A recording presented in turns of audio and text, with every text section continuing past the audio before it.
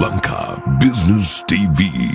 මේ Lanka business TV ඔබට ආර්ථික දැනුම ලබා දෙන නාලිකාව මම Jayantha කෝවිලගොඩගේ NDB Wealth within Zap. Extra trust, extra convenience. මේ වීඩියෝවෙන් අපි විමසා බලන්නේ රට හමුවේ තිබෙන ආර්ථික අභියෝගය පිළිබඳව. මේක ඉතාමත්ම වැදගත් වෙයි හැමෝටම. මොකද රටක් විදිහට අපි මේ කාරණා අවබෝධ කරගත යුතු නිසා. ලංකා බිස්නස් TV මීට කලින් සඳහන් කරා උද්දමනය වැඩි වේවි, රුපියල් අව ප්‍රමාණය වේවි. ඒ කාරණය සිද්ධ වෙමින් තිබෙනවා. මේකට ප්‍රධානතම හේතුව තමයි මැද පෙරදිග යුද්ධය. මැද පෙරදිග යුද්ධය කියලා අපිට අතපිහිදගෙන ඉන්න බෑ. අපි තේරුම් ගන්න ඕන දිගු කාලීනව මේ රට නියම ආර්ථික මාවතට අරගෙන යන්න ජනතාවට පීඩනයක් ඇති නොවන විදිහට මෙවැනි තත්ත්වයන් කළමනාකරණය කරගන්න ලංකාව මොන විදිහටද ආර්ථික ගමනක් යන්නට අවශ්‍ය කියලා. අපි මේ කාරණාව මෙන්න මේ විදිහට පැහැදිලි කරන්නම්. ශ්‍රී ලංකා මහ බැංකුවේ අධිපති ආචාර්ය නන්දලාල් වීරසිංහ මහතා පසුගියදා සඳහන් කරා මේ උද්දමනය පිළිබඳව අදහස් දක්වමින් මෙවර උද්දමනය වැඩි වුණා. මේ වැඩි උනේ මේ සැපයුම් සාධකය තමයි මේකට බලපාලා තියෙන්නේ කියලා. අපි කියලා දෙන්නම් මේ සැපයුම් සාධකය කියලා කියන්නේ මොකක්ද? ඉල්ලුම් සාධකය කියලා කියන්නේ මොකක්ද? මේ තුල හැඟවුණු කාරණාව කුමක්ද කියලා. උද්දමනය රටක වැඩිවීම සඳහා ප්‍රධාන වශයෙන්ම ඉල්ලුම සහ සැපයුම කියන මේ සාධක දෙක තමයි බලපාන්නේ. ඉල්ලුම් සාධකය කියලා කියන්නේ රටක ජනතාවගේ ඉල්ලුම වර්ධනය වෙලා. ඒ ඉල්ලුම වර්ධනය වීම නිසා ඉල්ලුමෙන් ඇදුණු උද්දමනය. ඒ කියන්නේ භාණ්ඩ හා සේවාවල මිල ගණන් අඛණ්ඩවම ඉහළ යෑම.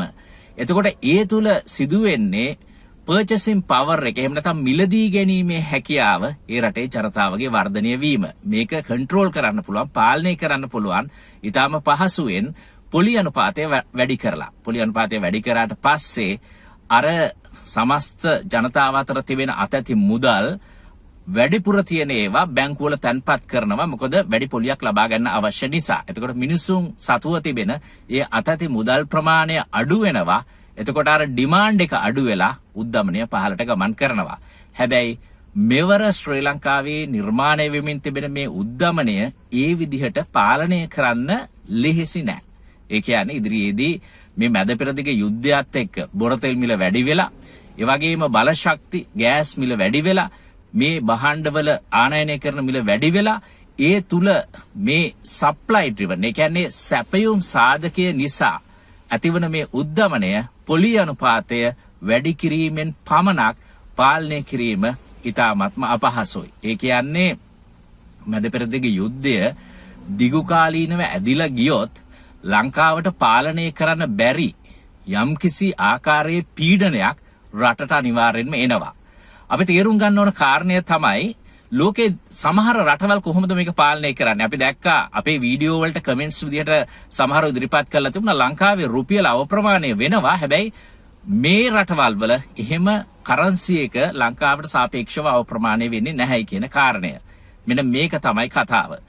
අපි තේරුම් ගන්න ඕන දේ තමයි ආර්ථිකය කළමනාකරණය කරනකොට අනාගතයේදී මේක කෙටි කාලීනව කරන්න බැරි වෙයි. හැබැයි දිගු කාලීන දැක්ම බවට පත්විය යුත්තේ ඉදිරියේදී ලෝකයේ මේ භූ දේශපාලනය අනිවාර්යෙන්ම අවිනිශ්චිතයි. මැද පෙරදිග යුද්ධය කෙටි කලකින් අවසන් වෙන්නත් පුළුවන්, අවසන් නොවෙන්නත් පුළුවන්. හැබැයි මැද පෙරදිග යුද්ධය අවසන් වෙලා ලෝකේ තව යුද්ධ ඇති වෙන්න පුළුවන්. ලෝකයේ යම් යම් අවිනිශ්චිතතාවයන් නිර්මාණය වෙන්න පුළුවන්. ඒතකොට මේ බලශක්ති මිල ගණන්, ඒ කියන්නේ මේ සැපයුම් සාධකය ලංකාවට විශාල වශයෙන් ආනයනය කරන රටක්. එතකොට මේ මත ඉදිරියේදී රටේ ආර්ථිකයට අඛණ්ඩවම පීඩාවන් ඇති වෙන්න පුළුවන්. මේ සෑම මොහොතකම ශ්‍රී ලංකාවේ ජනතාව මේක දරාගත යුතුද? මේකට විසඳුමක් නැද්ද? ඇත්තටම මේකට විසඳුමක් තියෙනවා. විසඳුම තමයි මේ ආර්ථික කළමනාකරණය, ආර්ථික දැක්ම නිවැරදි ලෙස වෙනස් කිරීම. ඒකට ප්‍රධානතම මේකට මුහුණ දෙන්න පුළුවන්. අනාගතයේ මෙවැනි තත්ත්වයන් අනිවාර්යයෙන්ම වැඩියෙන් ඇති වේවි. මේ supply driven inflation, එහෙම නැත්නම් මේ cost driven inflation, ඒ කියන්නේ පිරිවැයෙන් ඇදුණු උද්දමනය, මේ උද්දමන වලින් පීඩාවට පත්වන ශ්‍රී ලංකාව වගේ රටකට අනිවාර්යයෙන්ම මේකට මුහුණ දීම සඳහා අපේ ආර්ථිකය විවෘත කිරීම කරන්නම සිදු වෙනවා. ආර්ථිකය විවෘත කිරීම තුල සිදුවන දේ තමයි ආයෝජන විශාල වශයෙන් කැතවා ගැනීමට හැකියාව ලැබීම. නිකන් හිතන්න අපි මේ වෙලාවේ විශාල මුදලක් ගෙවලා ඉන්ධන ආනයනය කරලා අපි අපේම වාහනවලට ඒ ඉන්ධන ගහගෙන ලංකාව වටේ ඇවිද්ද කියලා රටට නිෂ්පාදන ආර්ථිකයක් ඇති වෙන්නේ නැහැ, ගොඩ නැගෙන්නේ නැහැ. ඇත්තටම මේ ගේන මුදල් වලින් අපි ගොඩක් වෙලාවට මේවා පරිභෝජනය කරලා ඒවා ඉවත් කරලා දානවා. හැබැයි රටේ නිෂ්පාදන ආර්ථිකයට මේක දායකත්වය ලැබෙන ප්‍රමාණය සාපේක්ෂ වශයෙන් අඩුයි. හැබැයි රටේ ආයෝජන අද්දවා ගැනීම සඳහා ඒවා නිදහස් කරපු ආයෝජන ප්‍රතිපත්තියක් අනුගමනය කරනවා නම් ඒ ආයෝජන වැඩි වශයෙන් පැමිණීම තුළ මේ ඉන්ධන ආනයනය වැඩි වුණා කියලා ඒවා නැවතත් නිමි භාණ්ඩ බවට පත් වෙලා අපනයන වෙළඳපොළට යෑම තුළ අපනයන වර්ධනය වීම තුළ මේ වගේ ප්‍රශ්නවලට මුහුණ දෙන්න ඔරොත්තු දෙන්න හැකියාව ශ්‍රී ලංකාවට ලැබෙනවා. ඒ හැර විසඳුමක් ශ්‍රී ලංකාවට නැහැ. මොකද මේවා කෙටි කාලීනව මැනේජ් කරගන්න පුළුවන්. ඒ කියන්නේ අපි කියන්නේ නැහැ මේක මැනේජ් කරගන්න බැහැ කියලා. අනිවාර්යයෙන්ම මැද පෙරදිග යුද්ධය මේක අවසන් වන විට මේක මැනේජ් කරගන්න පුළුවන් වෙයි.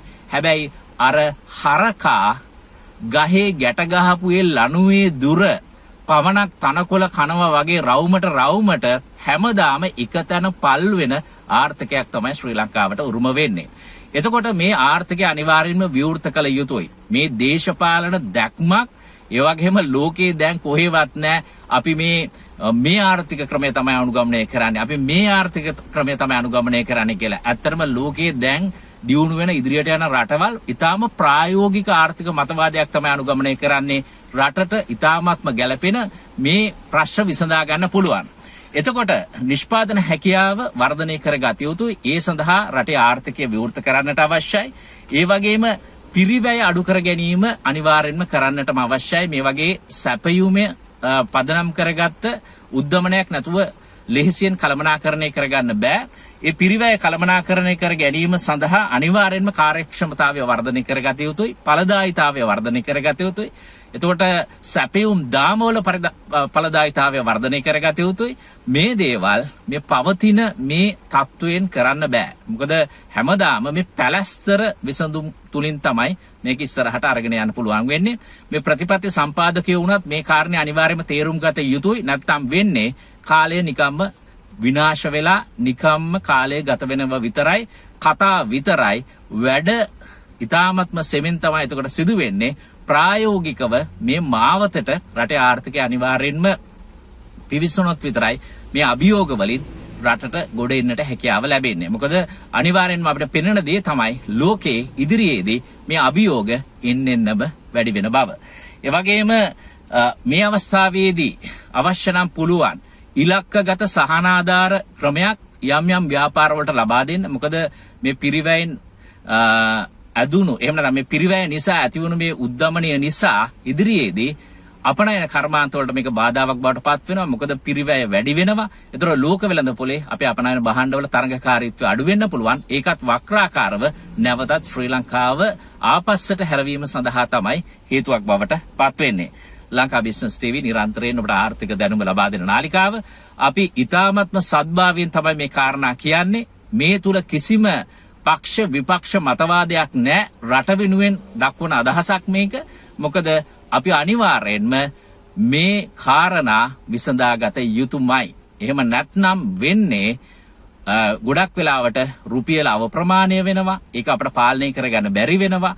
ඊට පස්සේ අපේ භාණ්ඩ හා සේවා ජාත්‍යන්තර වෙළඳපොලේ තරඟකාරීත්වය පහළට ගමන් කරනවා. ශ්‍රී ලංකාව කියන මේ මිලියන 22ක් ඉන්න කුඩා රටට බිලියන ගානක වෙළඳපොලක් තිබෙන ලෝකයෙන් ගොඩක් දේවල් අරගන්න පුළුවන්. මේ ආර්ථික බැමි අනිවාර්යයෙන්ම ලංකාව බිඳ දැමිය යුතුයි. ඒ බිඳ දැමීම සඳහා දැක්මක් නොමැතිනම් අනිවාර්යයෙන්ම මේ වර්තමානයේ පවතින තත්වය නැවතත් එකතැන පල් වෙමින් ජනතාවට අනිවාර්යෙන්ම එපා වෙන තත්වයට පත්වීම වළක්වන්න බෑ.